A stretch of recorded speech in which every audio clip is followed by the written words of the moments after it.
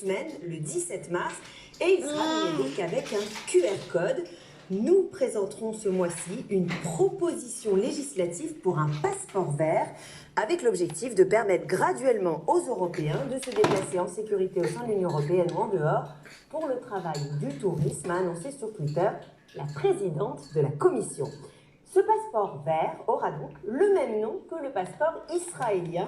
Depuis 10 jours, toutes les personnes vaccinées l'ont imprimé ou chargé sur leur téléphone portable.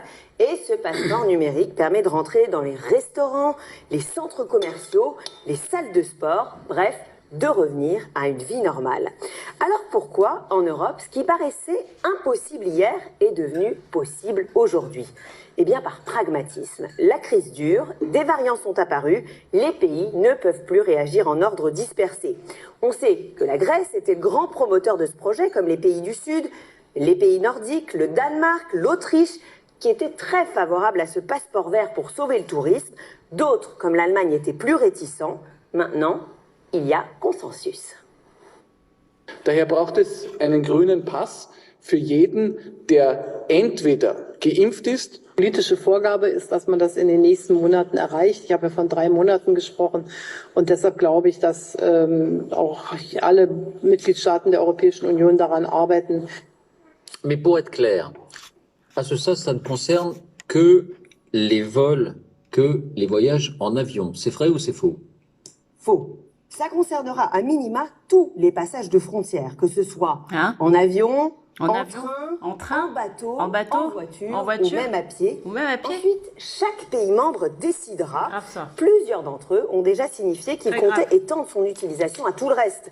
Ce sera donc peut-être ce passeport qui permettra aux touristes allemands en voyage en Grèce d'aller à la plage ou au restaurant. Chaque pays fera ses choix. Ouais, c'est vrai qu'on voit mal à partir du moment où la logique est adoptée, on voit mal que ça ne s'étende pas à tous les secteurs de la vie d'avant, entre guillemets. Troisième affirmation, ce passeport sanitaire ne sera utile que pour les personnes vaccinées. C'est vrai ou c'est faux?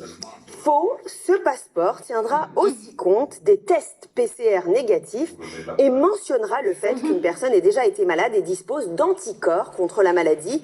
Pas question donc de limiter ce passeport à la seule condition d'être vacciné, sinon ça aurait signifié que la vaccination était obligatoire, et ça, la France n'en veut pas. La France n'en veut pas. Ça ne veut pas dire, encore une fois, que ce sera un sésame absolu. C'est très bien, on continue le combat. C'est là où je veux en venir. Pour réussir, je dirais, le déconfinement, le retour à la vie normale, pendant encore quelques temps, il faut bien entendu se vacciner, mais il faudra aussi avoir, je dirais, des tests rapides. C'est une palette, encore une fois, de propositions. Voilà, vous avez un laissez-passer si vous êtes vacciné, mais aussi si vous avez des tests PCR négatifs, pas de test ou si vous avez été malade et qu'il est prouvé que vous avez encore des anticorps. Quatrième affirmation, la France, justement. La France a officiellement donné son accord, alors qu'on sait qu'elle y était opposée. C'est vrai ou c'est faux? C'est vrai. Si le président est encore très prudent sur le sujet, le ministre des Transports, l'envisage clairement. Hier. Donc, nous allons mettre en place une organisation à travers ce que j'appellerais un pass sanitaire. C'est-à-dire, on va demander à ce que d'abord les gens s'enregistrent pour faciliter, vous savez, le système d'alerte. C'est-à-dire que si quelqu'un est venu à un tel événement dans un lieu public, qui puisse être enregistré avec un code. La France, par exemple, pour les Outre-mer, mettra en place un pass sanitaire. Ça consistera à avoir une application dans laquelle vous pouvez rentrer vos tests PCR négatifs, les attestations de non-symptômes, bref, tous les documents de voyage, le cas échéant, le certificat de vaccination.